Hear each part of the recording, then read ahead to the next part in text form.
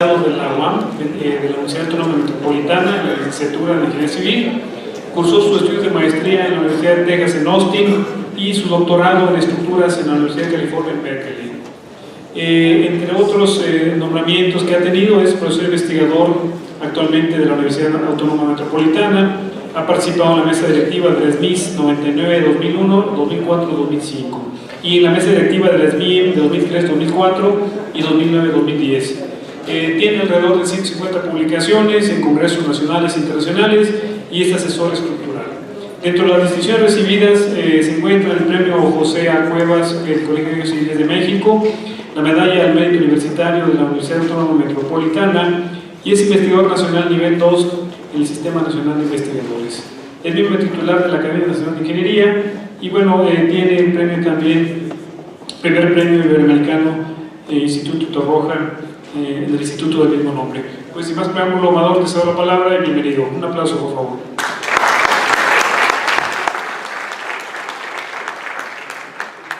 Gracias. Pues vamos a hablar de un material estructural que no necesariamente pensamos se puede usar en edificios altos. Y entonces, tal como dijo el doctor Camba al principio de su presentación, hay que contextualizar lo que quiere decir un edificio alto. Entonces, un edificio alto de mampostería pues no entra dentro de las mismas ligas que un edificio alto de acero, de concreto o de una combinación de estos materiales. Y entonces, pues cuando decimos un edificio alto de mampostería, estamos pensando en un edificio de 10 o 15 pisos. Pero estamos hablando de que eso daría bastantes oportunidades de lo más interesantes para el medio de la construcción mexicana. Entonces, no sé si me pueda pasar a la siguiente. Entonces, en términos de antecedentes, bueno, pues quisiera mencionar que este trabajo en realidad es el trabajo de varias personas. Hubo un estudiante del posgrado en Ingeniería Estructural de la UAM Azcapotzalco, un estudiante de posgrado de esta institución, de esta institución, y que nos apoyó mucho un ingeniero de la práctica para pues, ubicarnos de que no estuviéramos proponiendo estructuras de mampostería que no representaran algo que realmente fuera un proyecto realista, digamos así. Una cosa muy interesante es que el trabajo pues, no se desarrolló en un ámbito universitario, sino se desarrolló como parte de las actividades del Comité de Mampostería de la Sociedad Mexicana de Ingeniería Estructural. Y una cosa muy interesante es que los recursos los proveyó el fondo administrado por el Consejo Nacional de la Vivienda y del Consejo Nacional de Ciencia y Tecnología. Entonces fue una experiencia bien interesante porque nos demuestra que podemos hacer, digamos, muchos avances en estos términos, pues no en el ámbito tradicional, ¿no? Sino que podemos acercarnos más a la práctica y entre todos desarrollar conceptos como los que les voy a presentar. Entonces, en términos de antecedentes, voy en reversa, ¿verdad? ¿Por qué construir edificios altos de mampostería? Pues ya digamos que en los sexenios anteriores habíamos tomado un modelo de desarrollo y había una visión en que se sentía que los mexicanos podrían tener su propia pues, residencia y pues digamos en las zonas periféricas de las ciudades se estaban construyendo pues estos conjuntos habitacionales muy grandes y pues tenía mucho sentido digamos para la realidad que dio lugar a este esquema de desarrollo, pero pues resulta que ha habido algunas cosas que hemos visto y que tenemos que reevaluar, y es que si la gente vive en la periferia y labora en las ciudades, pues hay que transportar a la gente todos los días de ida y de regreso, y pues esto genera contaminación, genera costos económicos, costos de tiempo, eso pues afecta a la salud de las personas, pues el estrés que sienten de que ya quieren llegar, que van tarde y están como atrapados en el tráfico, y en algunos casos muy particulares se dio que en estas gran cantidad de casas no se pudo construir un tejido social, y eso dio lugares a ciertos problemas que en algunos casos hicieron que la gente pues renunciara a vivir en esos conjuntos habitacionales y se empezara a reubicar una vez más hacia el centro de las ciudades. Al inicio del sexenio de nuestro nuevo presidente, Enrique Peña Nieto, él lanzó un nuevo programa nacional de la vivienda y pues él tenía varios conceptos, pero una cosa bien interesante es que él centra mucho de la racionalización de esto alrededor de la construcción de los edificios. Y sé que desde donde está no lo podrán ver, pero que aquí hay una palabra clave para él, que es verticalización. Digo, no solo para él, sino para su equipo de trabajo. Entonces, el gobierno federal, de alguna manera, está tratando de que las empresas que construyen viviendas, pues ahora contemplen, pues si van a construir en plano está bien, pero ahora hay estímulos para que se construyan edificios altos, y a veces esos estímulos son un poquito más como a la fuerza, ¿no? En tu unidad habitacional tienes que poner edificios altos. Y la pregunta es, bueno, ¿y pues podrían ser esos edificios altos de mampostería? Y la respuesta es, seguramente sí, pero tenemos que tener problemas porque ahora que hemos estado construyendo edificios altos de mampostería en zonas de alta sismicidad, nos hemos encontrado de que si no atendemos ciertos problemas, si no entendemos la respuesta lateral de este tipo de edificaciones ante sismos de alta intensidad, pues podemos tener algunos problemas. Y entonces la cuestión es, pues tenemos que estudiar el asunto para ver qué tipo de soluciones damos, evitar que esto se dé y entonces poder ir hacia arriba con un material que tiene muchas ventajas en términos económicos, en términos de sustentabilidad y si lo quieren hasta en términos culturales, por la gran aceptación que el mexicano tiene hacia lo que es construcción y mampostería. Entonces, en términos de esto, para tratar de impedir estos comportamientos deficientes de una estructura, tenemos que entender que bajo sismos muy intensos, nuestras estructuras se pueden dañar. Y necesitamos poder cuantificar ese nivel de daño para diseñar a nuestras estructuras de tal manera de que no exhiban ese nivel excesivo de daño. Y entonces pues se hacen pruebas experimentales, ¿no? Se construye un muro, por ejemplo, de mampostería en el laboratorio y con un gato como el que usamos para levantar un coche cuando se poncha una llanta, empezamos a empujar de lado el muro. Y vamos graficando, vamos midiendo aquí la deformación lateral del muro y vamos, digamos, usando el eje de las abscisas para llevar registro de estas deformaciones laterales. Y también el gato tenemos forma de medir qué tan fuerte empuja y entonces vamos llevando registro de esa fuerza en el eje de las abscisas. Y al final, pues por cada empuje del gato vamos midiendo un desplazamiento y podemos definir este tipo de curvas. Más allá de lo interesante que resulta esta curva, lo que pueden ver es que conforme más se deforma lateralmente el muro, pues cada vez se va dañando más. Y que si yo quisiera mantener el muro con poco daño, debería permitir durante el sismo poca deformación. Y que si durante el sismo es lo suficientemente capaz para deformar sustancialmente al muro lateralmente, pues lo va a dañar mucho. Entonces tenemos que controlar que los muros no lleguen hasta acá, porque si llegaran hasta acá, pues implicaría que ya no tienen, ya su capacidad sismoresistente está seriamente comprometida, y entonces la estructura como un todo está seriamente comprometida. Ahora, una cosa que es bien interesante, y tal como lo dice acá, mientras el muro permanece elástico, prácticamente permanece sin daño. Es cuando ingresa su rango no lineal de comportamiento que el muro empieza a desarrollar su daño ahora sí, en serio. ¿Y por qué es entonces importante platicar todas estas cosas del daño? Pues miren, si vamos a las normas técnicas complementarias para diseño por sismo, las que usamos actualmente, nos encontramos este párrafo, que se los voy a leer porque estoy seguro que no lo pueden leer hasta allá, pero bueno, que esta es la Gaceta Oficial del Distrito Federal donde se publicó la norma, y que el primer párrafo, lo que creo que sí pueden ver es uno.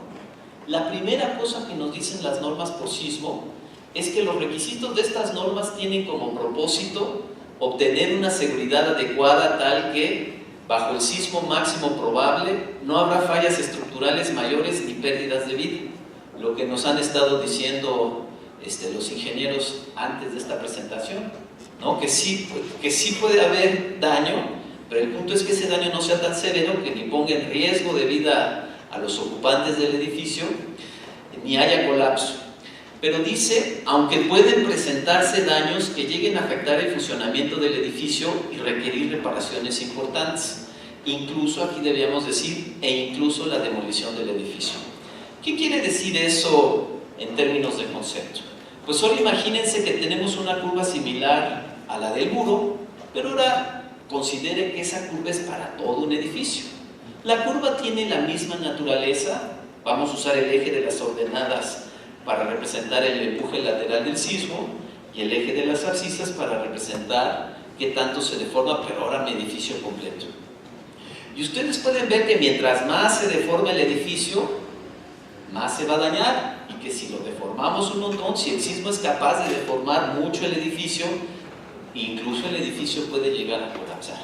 Entonces nuestras normas permiten daño. ¿Qué quiere decir? Que no mantienen a la estructura en su rango elástico de comportamiento, sino que dejan que la estructura ingrese de forma importante a su rango no lineal. Como comportamiento no lineal es igual a daño, entonces pues esto es lo que nos pide la filosofía actual de diseño sismo resistente. Y en términos de de entender qué es lo que hay que hacer para diseñar un edificio de mampostería, pues es cuidar esta transición. Cuando nuestro edificio de mampostería empieza a desarrollar daño, hay que ver que lo pueda acomodar de forma estable, porque ya vimos en la foto del principio que si el daño no se acomoda de forma estable, pues el edificio va a sufrir daños muy severos. Entonces tenemos que estudiar, tanto en el laboratorio como con la ayuda de la computadora, cómo evoluciona el daño en mis edificios de mampostería, y en caso de que no evolucione ese daño de forma adecuada, entonces ¿qué tenemos que hacer para estabilizar el comportamiento de la estructura de mampostería? Y en el laboratorio pues podrán imaginar que podemos estudiar muros aislados, pero estamos hablando de un edificio de 10 o 15 pisos de mampostería, pues eso no lo podemos estudiar en el laboratorio. Tendremos que usar algunas herramientas calibradas en el laboratorio para hacer un modelo refinado del edificio de mampostería y ver cómo responde ante un empuje lateral. Entonces, pues así se hace, ¿no? Se prueban los muros y se define lo que se llama un envolvente. El envolvente, pues es un reflejo, otra vez en un diagrama, fuerza contra deformación. Es un envolvente que me describe cómo evoluciona el daño del muro conforme lo deforma un poquito más. Y entonces, todos los estudios, o no todos los estudios, pero la gran mayoría de los estudios que hicimos en México, y esto es hasta muy recientemente, los hacíamos en muros que prácticamente eran cuadrados, tenían la misma altura que dimensión en base. Y esos muros tienen un comportamiento muy característico. El tipo de daño que desarrollan es a corte. Entonces normalmente los gráficas que teníamos acá, graficábamos aquí a corte porque ese es el elemento mecánico que domina el daño. Acá, como siempre, la deformación. Y una cosa que es bien interesante es una comunidad actualmente decide hasta dónde voy a dejar ir al muro como parte de un diseño sísmico seguro. No lo puedo llevar hasta acá, ¿no? Porque acá ya se degradó demasiado las propiedades del muro y ya está muy cerca del colapso. Entonces ha habido discusiones y la comunidad pues, que hace las normas, los ingenieros prácticos, los investigadores, están, digamos, de acuerdo que lo máximo que debemos dejar de formar un muro de mampostería es hasta este segundo punto, en donde el muro alcanza lo que se llama su resistencia máxima. Y la cuestión es que un muro de mampostería alcanza esa resistencia máxima a deformaciones muy pequeñitas. Esto es la distorsión, que es el desplazamiento lateral entre la altura del entrepiso, o sea, la deformación en un entrepiso entre su altura. Y pues ustedes ven que la deformación en que se alcanza ese punto es muy pequeñita. Incluso podemos llegar a duplicarla. ¿Cómo podemos llegar a duplicar la deformación lateral de este punto? Le ponemos refuerzo horizontal al muro. El refuerzo horizontal no solo le da mayor resistencia a corte, sino que le permite deformarse más. Pero por más que hagamos, lo que podemos lograr es llegar a duplicar este valor. Entonces estamos hablando que este punto, bueno, que estas deformaciones a donde se alcanza la resistencia máxima andan del orden entre de 0.003, 0.005, quizás un poquito más. Y aquí ustedes ven el nivel de comportamiento o el tipo de comportamiento que esperamos de un muro de mampostería según en dónde estemos. No sé si ven que en la forma en que idealizamos la curva fuerza contra deformación, lo hacemos por líneas rectas. Y entre líneas rectas, pues obviamente hay un punto de quiebre. Este punto de quiebre quiere decir que ya surgió un nuevo tipo de daño que hace que el muro pierda sus propiedades estructurales y se degrade. Entonces, en esta zona elástica, pues el muro está casi libre de grietas, ¿no? A lo mejor le sale por ahí una grieta muy pequeñilla. Pero básicamente, en el rango elástico, donde podemos decir que el muro no tiene prácticamente daño, aparecerá por ahí una grieta pequeñita. Y se da este punto de quiebre. A partir de ese punto de quiebre vemos que el muro pierde algo. Ese punto de quiebre tiene que ver con la aparición de estas grietas diagonales a corte y como que se reparten y aumentan su tamaño de grietas. Llegamos a este punto de quiebre a donde las grietas diagonales invaden los castillos y eso ya es un tipo de daño pues muy negativo, porque no sé si ven que incluso la fuerza resistente del muro decrece conforme se incrementa su desplazamiento. Entonces, podemos decir que si el muro quedara en esta etapa, quedaría en ocupación inmediata. O sea, si durante el sismo no es capaz de deformar al muro más allá de este primer punto de quiebre, la estructura quedaría en ocupación inmediata. Pues, los muros están prácticamente sin daño, entonces pues, puedo regresar a ocupar inmediatamente mi residencia o mi edificio de mampostería después del sismo. Pero si rebasamos este umbral y llegamos a este punto máximo, lo que estamos tratando de entender es que aquí podríamos garantizar la seguridad de vida.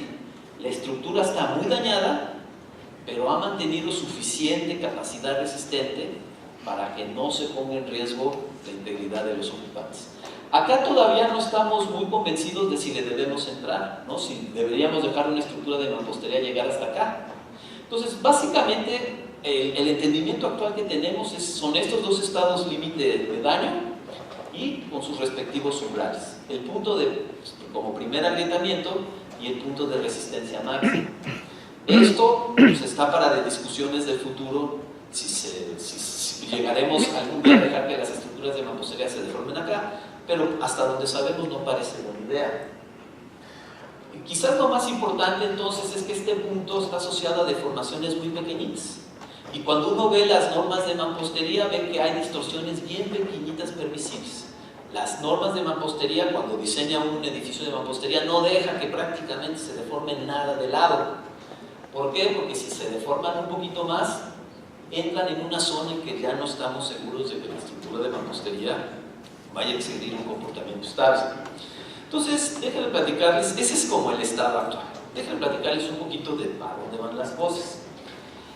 Lo primero es que, pues así como se habló de los programas de computadora y cómo comparar lo que se hacía en el diseño de un edificio hace años y lo que se hace hoy, pues hoy se usan se saca ventaja del software que tenemos. Entonces, una forma en que la práctica mexicana ha aprovechado el uso del poder computacional de los programas normales es modelar una estructura de muros de mampostería con marcos. Se usa una columna ancha, entonces todas las propiedades del muro se concentran en una columna. Las losas de entrepiso se modelan como vigas. La porción de la losa que digamos cae en el muro se modela como una viga infinitamente rígida o como una sección rígida en el extremo de la viga. Y la porción de la losa que queda entre dos muros se modela como una viga y las normas, estas figuras salen de las normas, nos explican qué ancho de losa yo debo considerar para sacar las propiedades de esta viga. Total, entonces hacemos un modelo elástico y con esto podemos sacar elementos mecánicos para revisar, bueno, para diseñar el edificio o evaluar si un diseño está hecho propiamente. Lo que nosotros hicimos es daño es igual a comportamiento no lineal.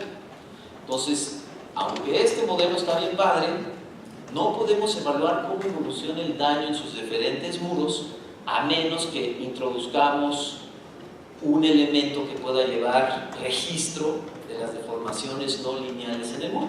Entonces le pone un resorte en Entonces ahora ya no es el modelo de la columna ancha, sino es el modelo modificado de la columna ancha, porque se le pone un resorte no lineal para que lleve registro de qué tanta no linealidad está desarrollando el muro, y entonces yo pueda decir qué tanto se está dañando.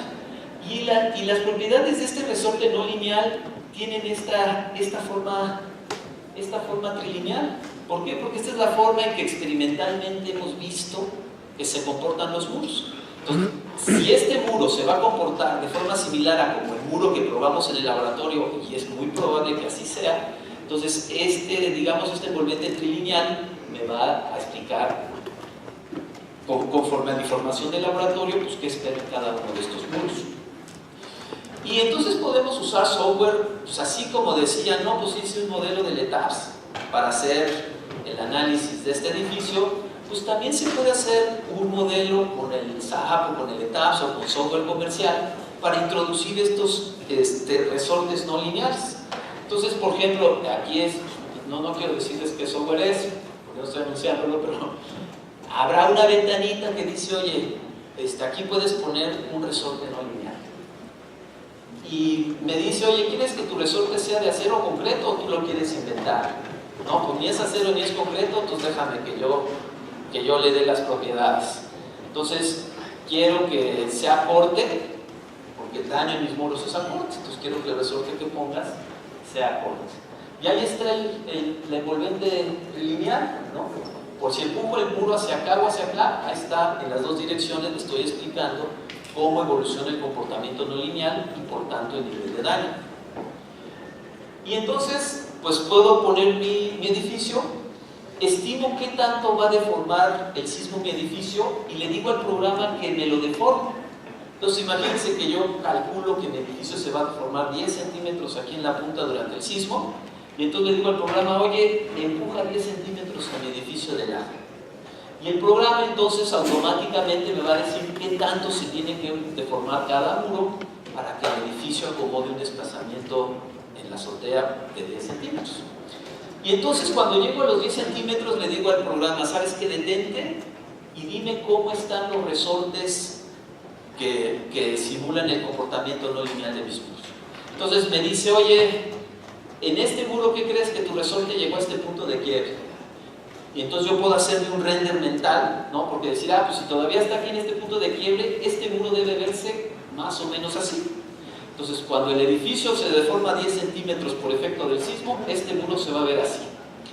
Le pregunto cómo van estos resortes y el edificio, el software me va a decir, mira, ¿qué crees? Estos dos muros sí llegaron al segundo punto de quiebre. Y yo me recuerdo que cuando el edificio está a punto, los muros están a punto de llegar a este segundo punto de quiebre, se ven así. Entonces ahora también hago un render mental y sé que estos muros se van a hacer así. Y entonces yo puedo, con el software, dibujar una imagen de cómo ha evolucionado el daño estructural en sus diferentes muros. Yo sé las implicaciones, porque también lo he visto experimentalmente, de que los muros tengan estos niveles de daño. Y si en lo individual yo sé lo que puede pasar con estos muros, yo voy a hacer una evaluación de cómo le va a mi edificio completo y saber si para ese nivel de deformación está exhibiendo un comportamiento estable o ya estamos poniendo en riesgo la integridad del edificio. Antes de usar estas herramientas, pues hay que calibrarlas. Y el mejor, digamos que el espécimen más grande que hemos probado en México, se probó aquí en la Universidad Nacional Autónoma de México, en la mesa vibradora. Es un edificio escala 1:2 de 3 pisos. Entonces imagínense, pues esto es un montón. Imagínense una casa, una vivienda de mampostería de 3 pisos y hacer un modelo a la mitad de la escala y ponerlo pues en un ambiente experimental para estudiar. La curva azul es la que se obtiene como sacando un envolvente de 8 pruebas experimentales que se le hicieron a ese edificio. Y la curva roja es lo que se obtendría analíticamente con el modelo que les acabo de describir. Y ustedes pueden ver una coincidencia razonable entre el azul y la roja. Es bastante bien. Ahora, aquí este es el punto de resistencia máxima. Entonces, ¿se acuerdan que había 2 estados límite? Pues los profesores y los alumnos de maestría que hicieron la prueba en el edificio edificio de mampostería real en el modelo, pues siguieron esos dos estados límite, ocupación inmediata y seguridad de vida. Entonces vieron qué tanta fuerza se le tiene que aplicar al espécimen para llevarlo a estos estados límite y qué tanto hay que deformar. Cuando sacamos el equivalente analítico, pues aquí están los equivalentes analíticos de ocupación inmediata y seguridad de vida. ¿Se acuerdan que la seguridad de vida estaba con el punto de máxima resistencia? Ahí lo ven, pero esto ya es de todo el edificio, de todo el modelo. Entonces, en términos de la deformación, pues casan bastante bien, ¿no? El modelo analítico un poquito más conservador. ¿Qué intensidad sísmica se requiere? ¿Qué aceleración del terreno se requiere para llevar al modelo a estos estados límite? 1.8G y 2.5G. ¿Qué nos dice el modelo analítico? Que deberían ser 1.6 y 2.2G. Entonces, pues, ven que el modelo analítico pues, es razonablemente conservador. Y el topero, que da resultados bastante razonables. Y los investigadores decidieron suspender las pruebas cuando llegaron a este punto. Ya no quisieron saber qué pasaba acá, ¿no? Y, por ejemplo, no solo eso, sino que le preguntamos, oye, mira, en la realidad se formó que el daño se acumuló todo en la planta baja. Y le preguntamos al modelo analítico, y nos dice, sí, ¿qué crees? Que para este modelo yo estimo que todo el daño se va a acumular en la planta baja. Entonces se calibran las herramientas analíticas para saber que nuestros estudios analíticos pues, van a tener algún sentido. Y aplicamos ya las herramientas analíticas para saber cómo le iría un edificio de mampostería de 6 pisos que estuviera ubicado en Ciudad de México. Y entonces aquí ven, conforme se empuja lateralmente el edificio cada vez más y más, cómo se van deformando sus diferentes entrepisos. Estos son los desplazamientos de los diferentes entrepisos. Pero le queremos preguntar cuánto vale la distorsión, cuánto se está deformando cada piso en lo individual. Entonces para eso la distorsión es muy útil. Y no sé si lo aprecian desde donde están, que este piso está acumulando mucha deformación, mientras el resto están acomodando muy poca deformación. No sé si ven que este es el segundo piso. Este edificio, que es real, y para eso trabajamos con el ingeniero Raúl Yan para poder conseguir geometrías reales, nos dice que acá abajo donde se estacionan los coches hay muros de concreto. Entonces este piso de abajo es muy competente. Y digamos que la mampostería se desplanta desde aquí para arriba. Entonces el daño se empieza a acumular en el primer piso de mampostería. Y la cuestión es que vemos una cosa de lo más que nos asusta mucho. Una vez que se empieza a acumular el daño en la planta baja del edificio, una vez que se empieza a dañar mucho la planta baja en relación con todos los demás entrepisos, un muy pequeñito desplazamiento de azotea resulta que prácticamente se duplique el daño en la planta baja. Entonces, una vez que el sismo ya encontró cuál es el punto débil de la estructura, con tantito más que empuje en la estructura, todo se acumula en la planta baja. Y si la planta baja, que es la que sostiene todos los pisos de arriba, se daña mucho, pues realmente es exactamente lo que estamos viendo que sucede en el campo, que las estructuras de mampostería están desarrollando pisos débiles. Entonces, no podemos corregir esto si seguimos diseñando las estructuras de mampostería y concibiéndolas como se conciben hoy en día. Entonces, si queremos llegar a edificios de 10 o 15 pisos, tendríamos que intentar cosas diferentes. ¿Qué son esas cosas diferentes? Pues eso implica un cambio de enfoque, y lo que descubrimos pues, como parte del proyecto que desarrollamos en el marco de la Sociedad Mexicana de Ingeniería Estructural, déjenme tratárselos de resumírselos cualitativamente. Mientras un edificio se hace más alto, aumenta lo que se llama su periodo. Si quieren traducirlo de otra forma, nada más piensen que mientras más alto es un edificio, se vuelve más flexible. Y mientras más flexible es una cosa, se deforma más. Y mientras más se deforma un edificio sismoresistente, se va a dañar más. Entonces, el problema con ir hacia un edificio alto de mampostería es que se va a deformar más y la mampostería se va a dañar más y todo se va a acumular en la planta baja, y eso hace que nuestros edificios de mampostería se puedan llegar a inestabilizar. Esto se los iba a explicar en más detalle, pero déjenme ser más rápido y cualitativo. Imagínense que tienen un edificio de 5 pisos y otro de 15, y que este famoso periodo, normalmente una estimación razonable de ese periodo es dividir el número de pisos de un edificio entre 10. Entonces, si yo tengo 5 pisos y divido entre 10, el periodo de ese edificio va a ser 0.5. Y si yo tengo otro edificio de 15 pisos y divido entre 10, el periodo va a ser de 1.5. Entonces, aquí ustedes ven una flecha roja en 0.5 para el edificio de 5 pisos y una flecha roja en un periodo de 1.5 para el edificio de 15 pisos. Noten que esto sería deformación. Normalmente cuando hacemos un espectro aquí viene pseudoaceleración o resistencia. Pero aquí yo estoy estimando desplazamiento. ¿Por qué? Porque desplazamiento es igual a daño y así les puedo explicar mejor. Entonces, este es un espectro, pero repito, es un espectro de desplazamiento. Totalmente emparentado con el de resistencia, pero mucho mejor habilitado en este caso para que yo les pueda explicar. Entonces, miren, el edificio de 0.5 segundos, el de 5 pisos se deformaría a 2.5. El de 1.5 se deformaría a 20 centímetros. No sé si ven que el incremento en desplazamientos fue de 8 veces. ¿Cuánto incrementó en altura el edificio de 5 pisos a 15? 3 veces. Entonces, un edificio 3 veces más alto se desplaza 8 veces más. Como la distorsión es la relación entre el desplazamiento lateral y la altura, el desplazamiento lateral está creciendo mucho más rápido que la altura del edificio. ¿Cuál es la consecuencia de eso? Que un edificio esto es en zona de transición. ¿Por qué? Porque esta sería la peor zona donde podríamos construir un edificio de 10 a 15 pisos de mampostería. ¿Qué quiere decir? Así, en corto, rápido, que un edificio de 10 pisos tendría más o menos el doble de distorsión que uno de 5.